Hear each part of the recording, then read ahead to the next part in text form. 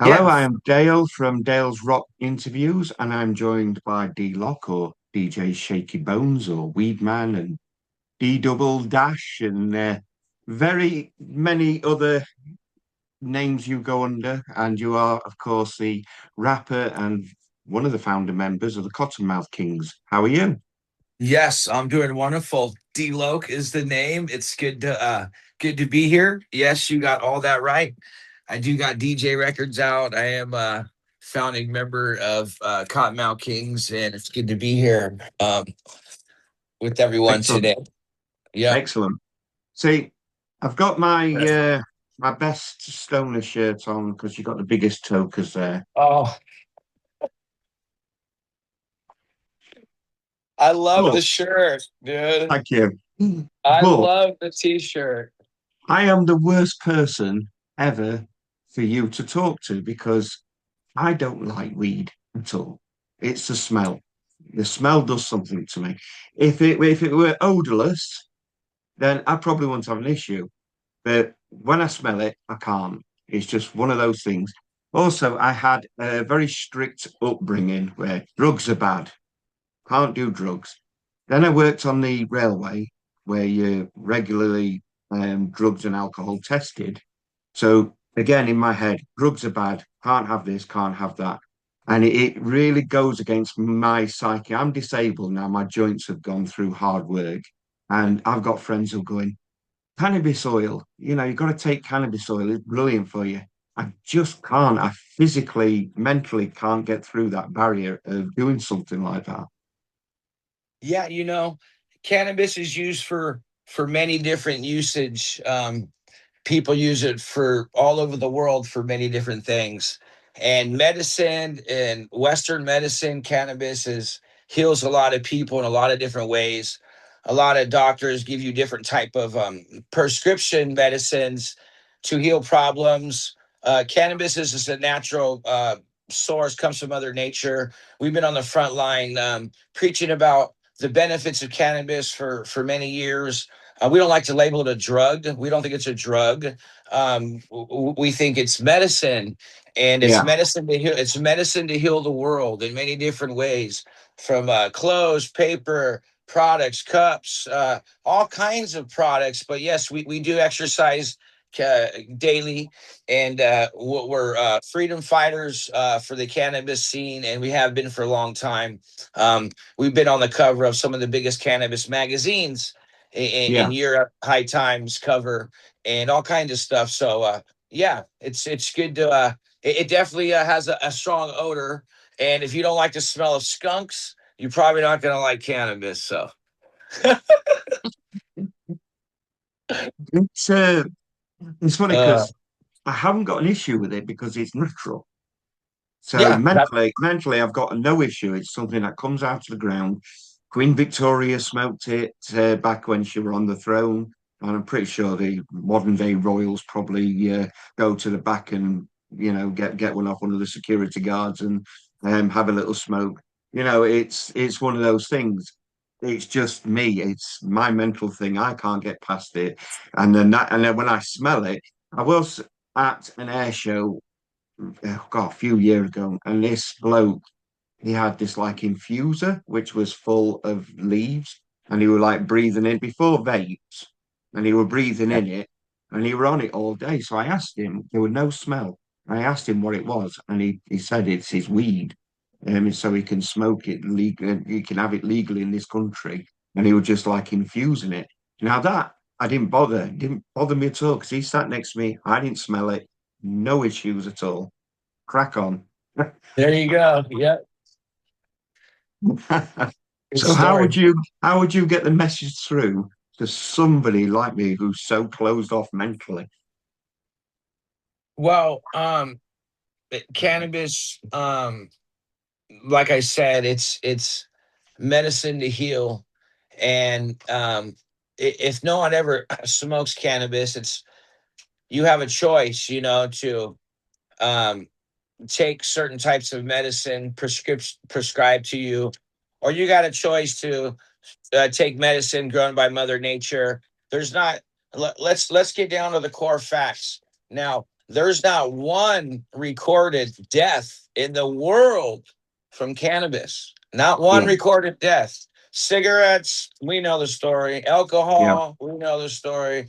Prescription pills, we know the story. So on and so on and so on. So there's a lot of benefits in cannabis that people probably don't know about that are very safe.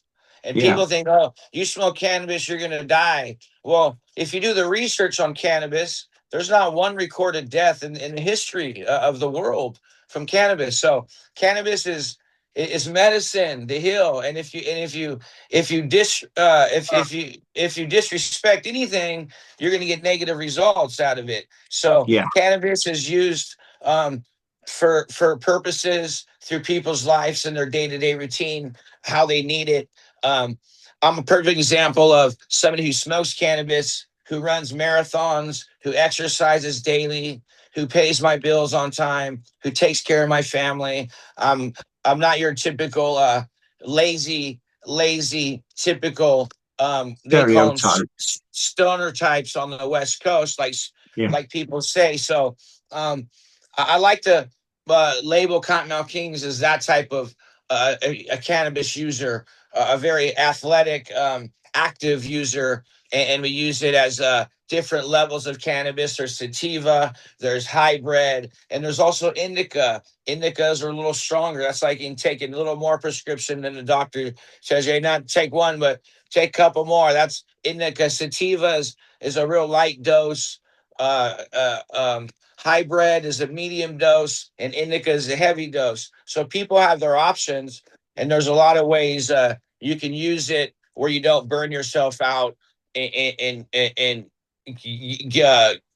go up and down, go up and down. There's ways to ease into it and use it in a healthy way to get you through your day and to be creative, write lyrics, write songs, you do a lot of art, stay focused, stuff like that. So, yeah, yeah, we like to label ourselves as cannabis users, but responsible users. Not we don't like to label it a drug either.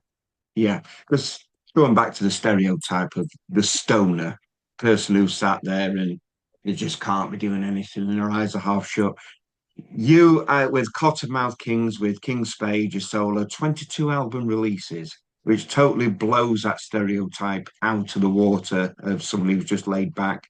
And as well as your marathons and everything else, it's very impressive. You're certainly very proactive. That's a lot of albums. Yeah, and it is, and that's sort of I've always uh, been proactive, and a lot of times, cannabis helps me stay on track, helps me stay focused when I want to do other things. Yeah, Um, but yeah, it is. It's impressive when I sit back and look at it all the years. I go, wow, like you weren't thinking about it when you're making those records, but now when you look back at just you realize you've created something really cool. You have a strong fan base, and you've been around. Your work ethic's been amazing.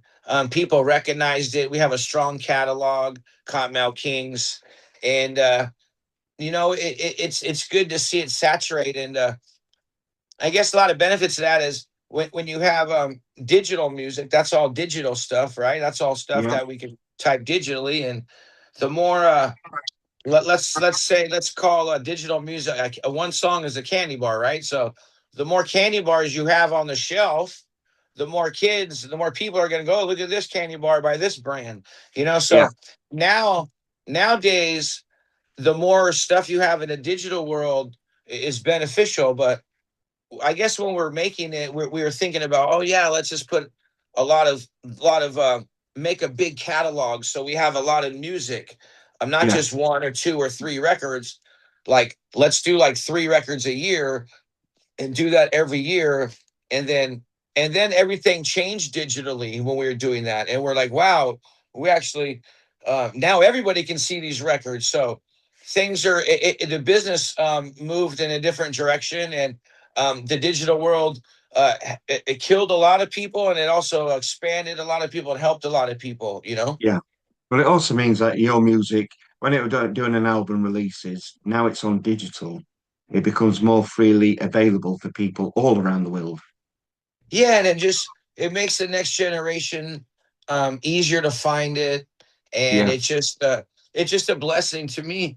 To me, the digital era of music is a tough niche. You got to really be on your P's and Q's to be maximizing your income, your streaming and stuff like that. You can do a lot of different ways. You can stream your music.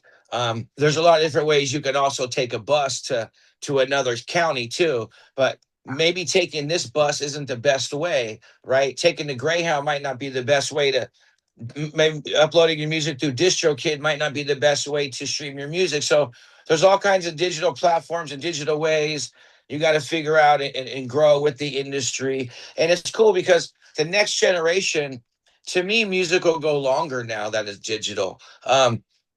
Stuff you find that was released in the 20s, there's not a lot of hard copies now, no more, but now some of it went digital, so it's easier to find now. But there was a time where um, after 60 years of hard copies, a whole new wave of music comes in, and all that stuff's kind of forgotten about. Just a very yeah, little bit of it people remember from that, from the 20s. There's just a little bit of music people remember still, right? So the digital era is going to help push music further down the line and keep generating income for the people you leave your music to, your kids and stuff like that down the line. So it just makes it it's going to go longer once the digital. It just tells me that Kottonmouth Kings is going to last longer.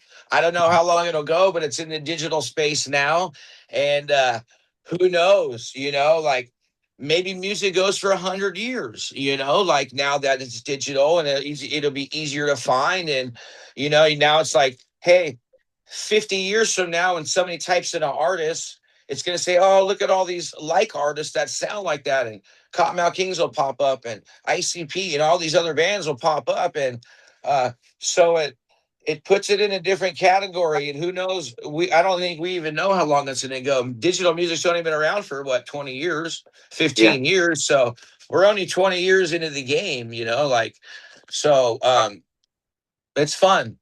yeah. Well, so, hearing this from somebody who's, I'm not sure how old you are. I'm 54, so hearing something from I'm 49. I'm 49.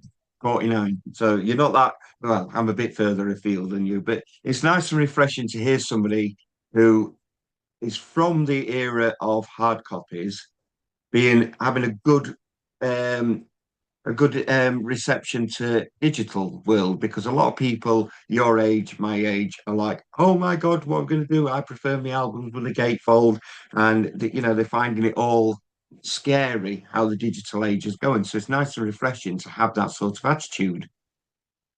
It is. And I can understand there's different people want to touch stuff, feel stuff.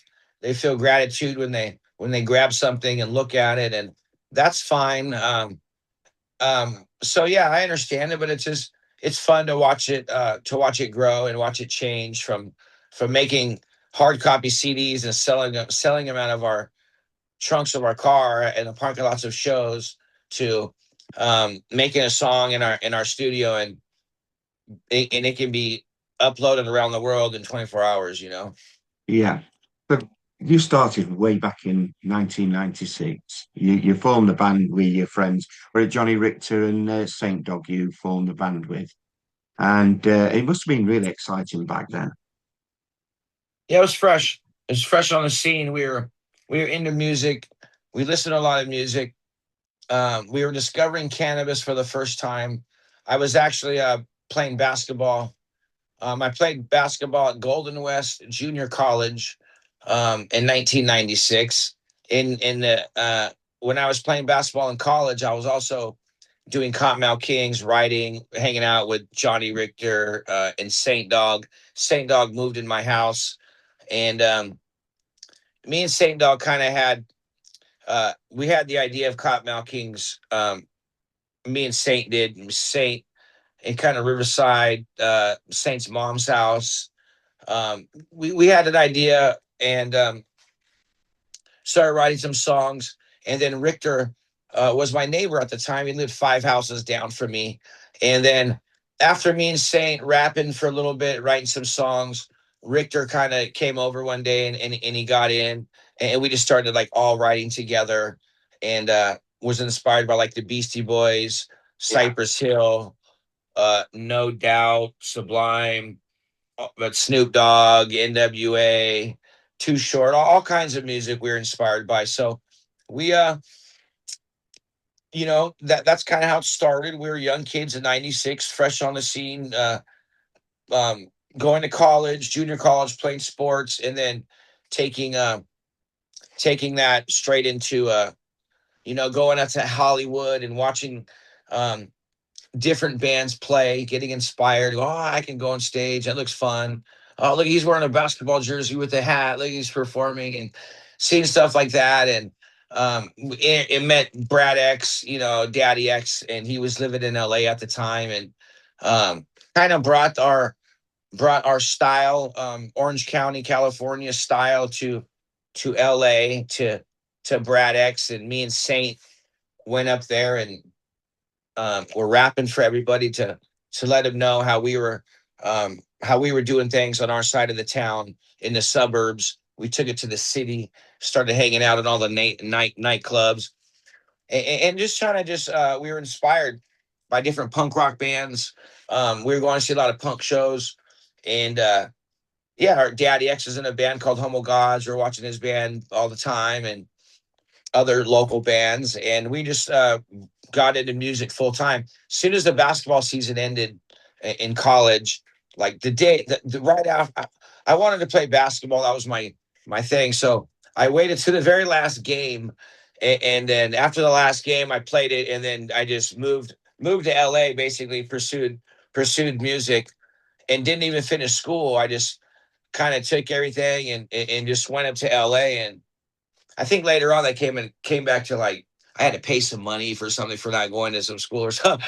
But anyways, it was that's literally how it started. Yeah, we moved up there and pursued our music dream, and we got a record deal within a couple years. We had a record deal. Yeah. Within like 1 year, we had a record deal. We got signed by Capitol Records. Wow, that's impressive. It must have been fantastic for you to collaborate with Cypress Hill after watching them and being into their music. Yeah, yeah, I was really like it was cool because Kottonmouth Kings were going on MTV doing their thing, and but I was like starstruck because the Be Real and Sendog and those guys were like guys I grew up like listening to, so they were like idols of mine. Not idols, but they were big inspirations, and they Yeah, were like key figures in music that inspired me.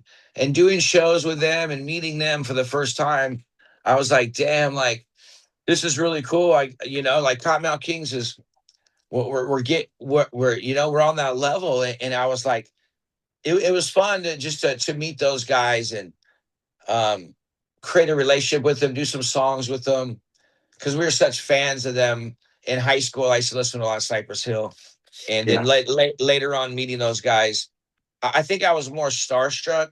Like, hey, yo, there's Be Real, there's Sendog, and than anything at the time. I was younger. I was like, oh man, there he is. There's that voice, There's Be Real, and I was like that. I was in the same type of boat, but I was starstruck as well. Just being around them and hanging with them and stuff, doing videos with them on the video set, smoking yeah, with them. It's fun, and I yeah, still have a relationship to this day with those guys. Sendog is a good friend of mine. He's been to my house.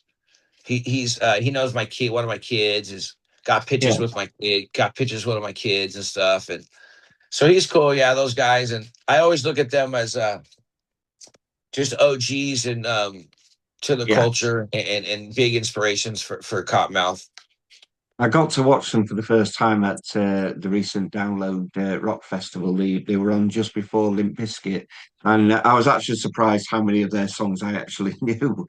Because Yeah, they have a lot. I know all Limp Biscuits, but when they come on, I was like, okay. And then halfway through the set, I'm like, oh, I know this one as well. Yeah, they have a lot of popular songs. They're doing great. They've been around for a long time. Those guys are still crushing it. It's real Yeah, cool to see them out there doing their thing still. I'm yeah. inspired by it. Yep. Well, I looked at, I mean, we'd be here talking all day about who you've collaborated with, because there's, there's quite a long list, but some of the ones that I picked out are from bands that I'm into, like Head PE, Jared Gomez, and of course, Insane Clown Posse. Absolute brilliant. I love Insane Clown Posse. Hmm. Yeah, Yeah, those. Yep, those. Well, you have good taste. You got good taste. We've been friends with those guys and for many years, and we like their music, and we've done stuff together.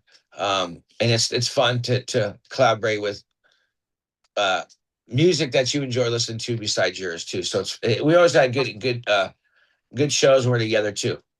yeah. But we're talking mostly because you've got a new EP out, California Burning, which Yes. is obviously apt with what happened with the fires recently um, over in California. So it's a very apt title. Um, it's a very good album actually. I really enjoyed it. And I was listening to your back catalogue because I like to do my research. I've got to say, One More Body, Raise Up, and Spies are my favourite songs. I think they're absolutely brilliant. You say Spies?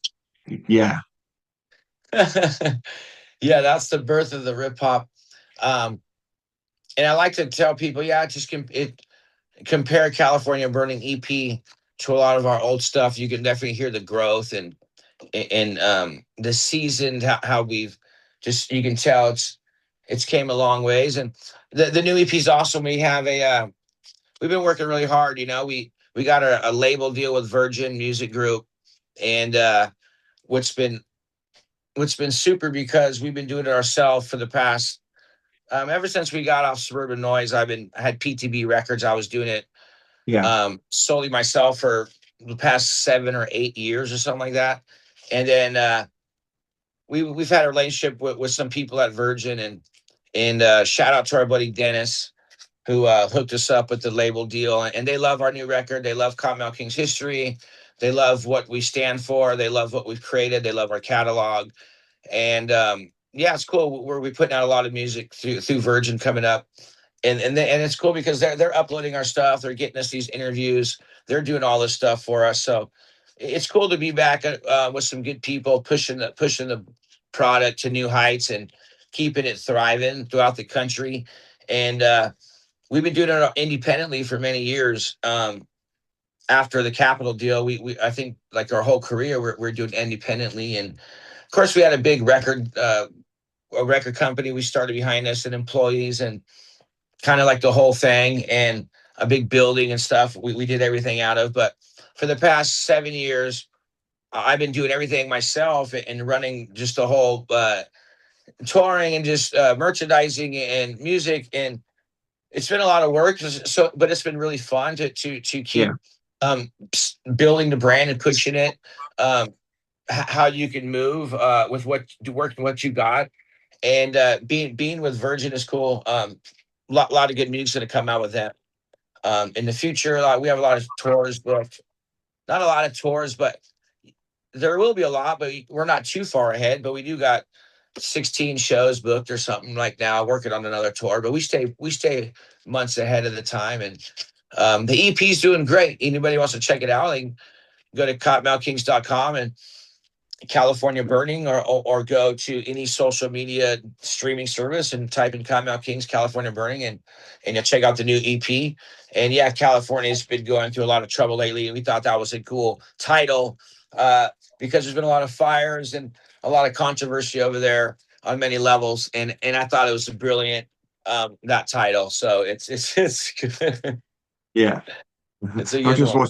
watching you with your Nerf bullets there. That's quite a good No, stance. this is my kid's Nerf ball actually, and they made this or something. I was feeling it. These things they feel all weird. So Okay. yeah, my Yeah, Nerf ball.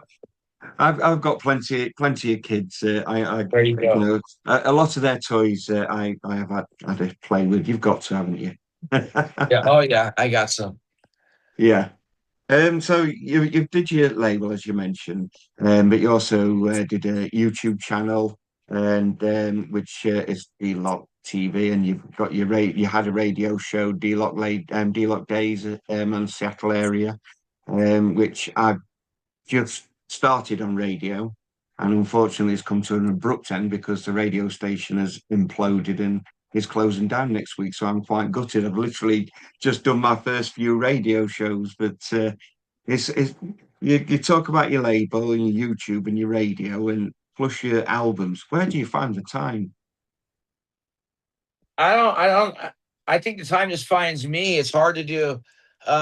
Nowadays, my time is a little more taken, but earlier in my career, it wasn't so taken. And I just do, I like to stay proactive. Like if I'm not trying to do something for the business a couple hours a day, it doesn't seem like it goes too far. It just stays stagnant. We have a lot of like unreleased music. I'm still, that we haven't released, that we're way ahead of schedule. Yeah, Um,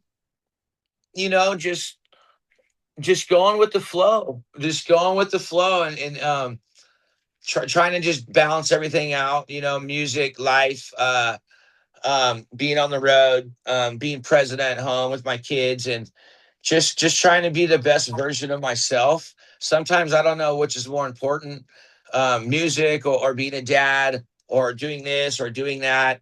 I juggle all these things around and just try to um, turn into a better person year by year, I guess. And so, but I have done a lot of work and it's fun. And I wouldn't take anything back. And I've lost some and I've won some.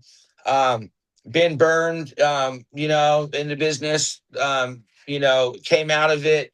Lost some friends, made new friends, and just been a roller coaster ride. And it's been a blast. I've been happy to be part of creating such a special brand, that's been around 30 years. I think it'll go another 30 years with digital. And so it's just fun keeping it moving. And I yeah, look at life like, man, yeah, like, man, like I feel really blessed. I can do what I want. I have a great house and I do what I want to do in life. I live yeah, my dreams. I can be present. I don't have to go uh, do hard labor somewhere. I can actually do something I love. We have a great fan base that's created this opportunity for me, for us as a band, our career. Of course, I'm the only original member that's still active, but man, we're just blessed. We have a great fan base that supported our music and the things we do, that keeps us doing what we do. I don't think I'd be here if it wasn't for the fans supporting it. I'd probably have to do other things in life to get by. But since people been liking the brand and supporting the brand through the ups and downs, it's kept me motivated and kept me locked in, and still throwing long as I keep throwing wood on the fire still grows. I yeah, just keep throwing like little logs on the cottonmouth fire, and it just stays lit and it burns. And we have a good team, a lot of people that help Cottonmouth right now, that not only me, that keep it alive and help with social media and do a lot of stuff. So it's been a fun ride, crazy ride. yeah.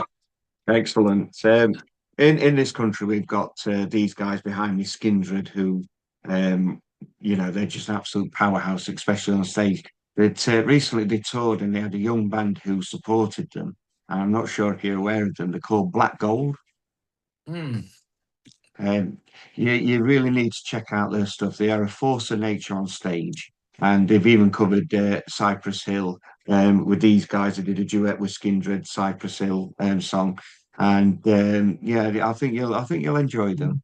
And maybe if Black you come gold. over, yeah, all one word, Black Gold. I think if you come over to the UK, there may be something for you to check out to support you. Yeah, that'd be great. We're hopefully we get back over there probably soon at some point. Um, I know a lot of people know Kottonmouth Kings over there, and it'd be cool to do some shows with some sick local bands, and just you know get get get um get taken care of out there by a bunch of cool people and cool bands that dig our music. We think we can bring a I think Kottonmouth Kings can bring a whole new style to stuff up there, because there's still a lot of groups nowadays, and I look at like people, they just don't do the rip hop like us. They don't. A lot of people do punk rock and hip hop, and but man, the way we just blend the two together, and Yeah, I still don't see any bands doing it the way we do it. There might be a full band like going fast and they'll break it down, but the way we're doing it, I still haven't seen too many bands, not one band, go from a full punk rock song to a slamming ass programmed drum yeah, beat, not like slowed down drum beat, like it then do into a beat and then back into live, and then so to me it's fun, and Kyle Kingston brings some of that Southern California SoCal style, yeah. to the UK. I'm sure we will be out there. We have a lot of plans to come travel, tour the country, Japan, Europe, Australia again. We haven't been there about 12 years or longer to some of these places, 15 years. So who knows? You might see us sometime. Yeah, that would be cool.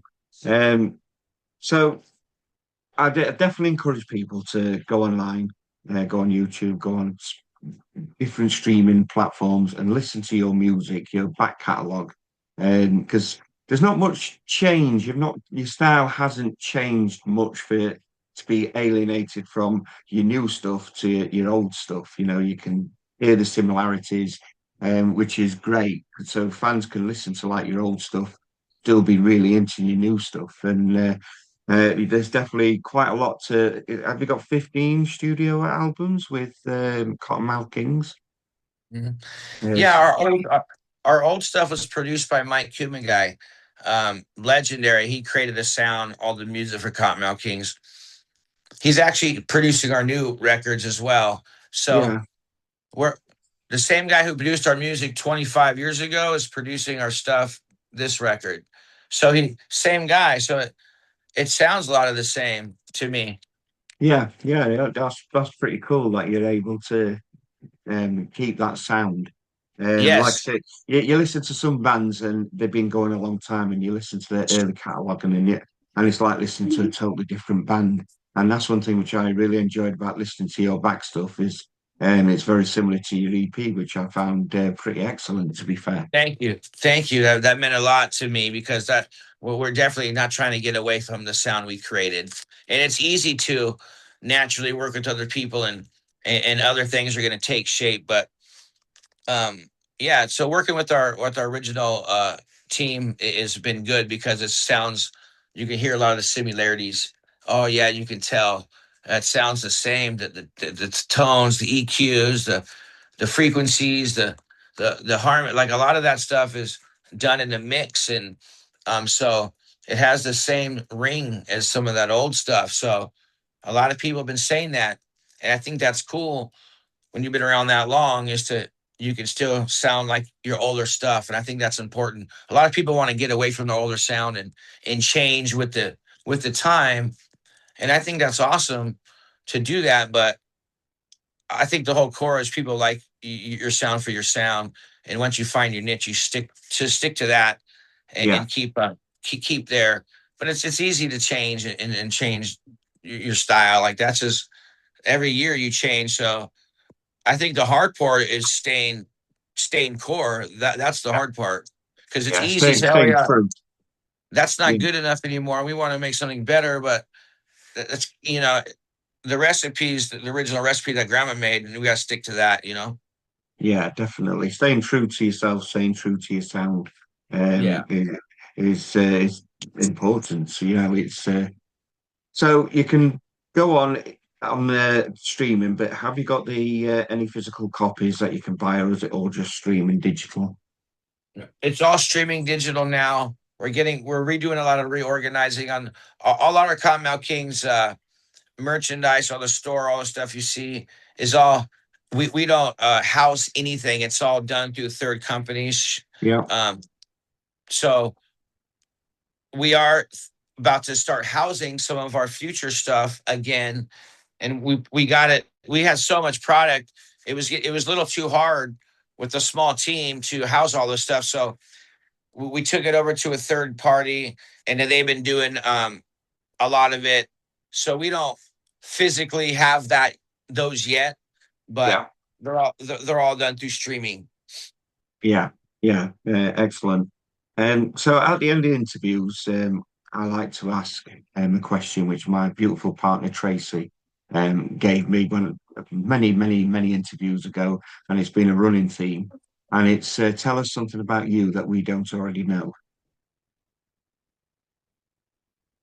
Oh man, sheesh. Oh, where do you want to start? Well, I I've had my hunting license since I was 7 years old. Probably no people know that because I hunt ducks with a 12 gauge. No, I said lyrics with that, so we can't say that. Um, people. Oh man, I don't know if I want to give away. I've done a backflip on my 110 dirt bike before. Oh, that's impressive. Yeah, so maybe that's something I should share because I remember when I did it, I was like, "Whoa, I can't believe I did a backflip on my dirt bike," but it was a smaller bike, and but so yeah, I'll share that. That Yeah. was always fun to do, and I used to be able to slam dunk a basketball. Um, and when we started Kottonmouth Kings in 1998, most people didn't know that, but I used to be able to slam dunk a ball. I'm only 6 foot tall, so that's a pretty impressive. And I was also the third best high jumper in my county my senior year in Orange County, California. And Yeah. I think that's some cool facts. So I have a lot of sports background that people don't know. And so yeah, there you go. Slam dunking basketballs, high jumping 6 foot 6.5, and backflipping a dirt bike. Oh, that's impressive. And you also run marathons, which I can't. My walking stick won't get me that far because only exercise I Yeah, seem to get now is reaching for the remote control. Unfortunately, but it's something. it's been an absolute genuine pleasure talking to you. Uh, Two sides of the coin, and one person who can't smoke it, and the other person who's really into it. And yeah, we find the common ground, which is music, which I absolutely love. Yeah. So it's been a real genuine pleasure talking to you. Good luck Yeah. with your EP and your new fan base, which I'm sure you're finding through digital. Yes, I am. Thank you very much for taking the time out and chatting with me and finding out a little bit about Cottonmouth Kings a little more. And yes, we do have something in common, which is music and not cannabis. And I find that very cool. I find that very awesome. And well, thank you for spreading the word and doing what you do and keep up the good work. And yeah, Cottonmouth Kings brand new EP is out now. It's called California's Burning. So make sure everybody go check that out if you want to hear some of that Southern California psychedelic rip hop punk rock steez. Definitely, I highly recommend it. Now you need to go and load your Nerf gun and go around shooting your children. Okay, All thank right, you. thank you. It's been a pleasure.